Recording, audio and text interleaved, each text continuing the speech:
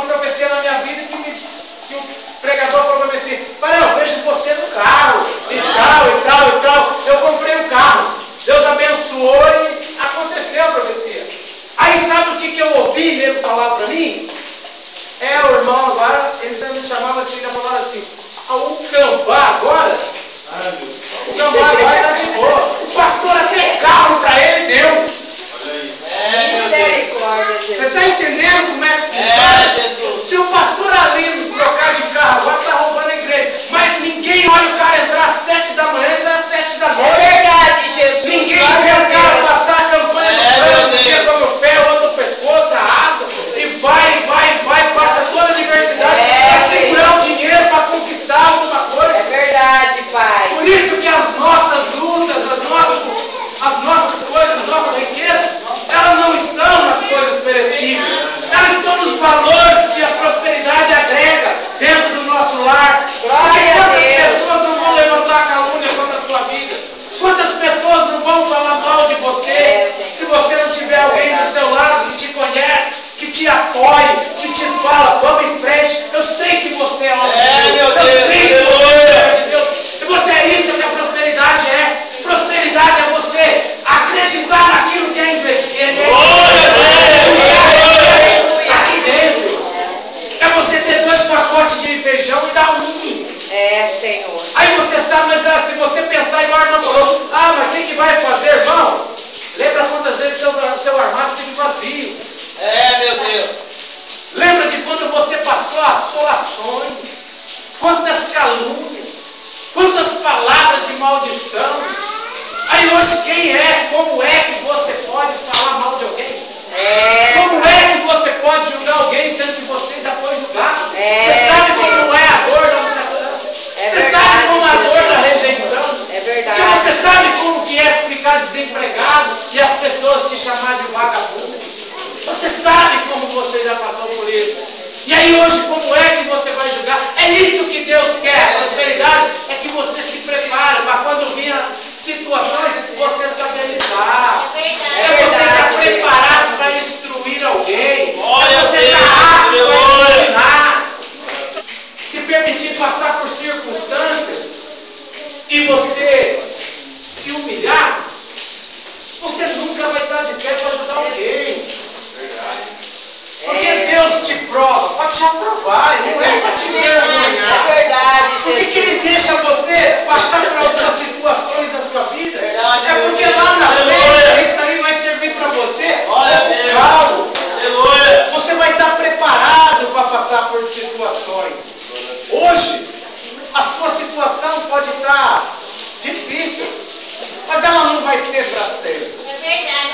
Uma hora você vai estar por cima, e quando você estiver por cima, você jamais vai olhar as pessoas por baixo. Porque você também já esteve embaixo. Sabe, porque Deus te trouxe nesta noite porque Ele quer prosperar dentro do seu coração. Ele quer prosperar os seus sonhos dentro do seu coração. Tem pessoas que têm sonhos, mas não tem a estrutura do sonho. Você sonha, amanhã você sonha outra coisa. E outra coisa, e outra coisa, e outra coisa, e outra coisa. Nem você acredita no sonho. Acreditar no sonho, prosperar, é igual o pastor falou assim: Deus me mostrou aquilo lá, isso aqui. É começar a andar para a rua e olhar para terreno. Olhar e falar: Senhor, esse terreno aqui seria bom. Você está acreditando nesse sonho, você vai prosperar. É igual quando eles foram olhar para a terra de Canaã. Ele chegou lá e falou: a terra é boa. Olha, tem uma uva lá que eu vou falar para você, rapaz. Desse tamanho. Você imagina o cacho. Jesus. É você olhar lá para aquela terra, fazer como Josué e Caleb. Falou: rapaz, a terra é boa. E mesmo falando: tem gigante, tem filisteu, tem não sei o quê. Ele falou: meu irmão, se Deus deu, eu não quero nem saber quem é. Eu sei que a terra é minha. Sabe, é você acreditar no seu sonho. É você acreditar que você é capaz. Se eu não acreditasse que eu era capaz de estar aqui, eu nunca ia chegar aqui.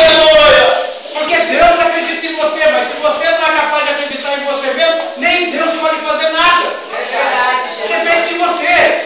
Depende da forma que você está olhando a sua vida. Meu Deus. Aleluia. Você tem que olhar para cima, Senhor. É verdade, meu Deus. O meu socorro ti. E Deus vai te dar condição. Ele vela pela palavra dele. Ele não te traz num culto desse aqui para te despedir de mão vazia. Ele não, quando você entra no seu quarto, fecha a porta e vai orar e derrama as suas lágrimas na presença dele, ele jamais te abandona. Ele jamais deixa cair por terra a sua oração. Sabe por quê? Porque foi para isso que ele te fez, para ter comunhão com você. Sabe? E muitas das vezes eu e você olhamos para as circunstâncias. Glória a Deus. Hoje o meu familiar está preso, aquele lá não tem mais jeito. Como é que ele vai ter jeito? Mas meu filho está nas drogas, não vai? Não tem mais jeito. Irmão, você pode acreditar que não tem mais jeito.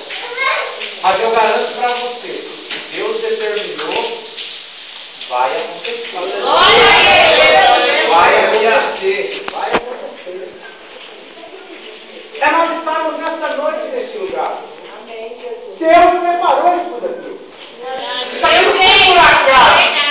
Você não saiu do seu serviço, tomou um banho e falou assim, eu vou lá, senão o pastor ali vai ficar ligando para mim, enchendo no saco, vai ficar me perturbando, me cobrando. Você não veio aqui por causa disso. Você veio aqui porque uma chama dentro do seu coração falou assim, você precisa ir lá porque eu tenho algo para tratar. Eu vou te dar essa força que você não está tendo para ir. Porque não é você que vai, sou eu que vou te conduzir. E quando ele te traz aqui é porque ele quer tratar algo dentro de você. Sabe, talvez hoje o seu relacionamento não esteja bem. Talvez hoje a sua vida financeira não esteja bem. Talvez você possa estar passando por um momento de crise financeira. Mas não quer dizer que você vai ser um Zé Ninguém. Isso é um amadurecimento.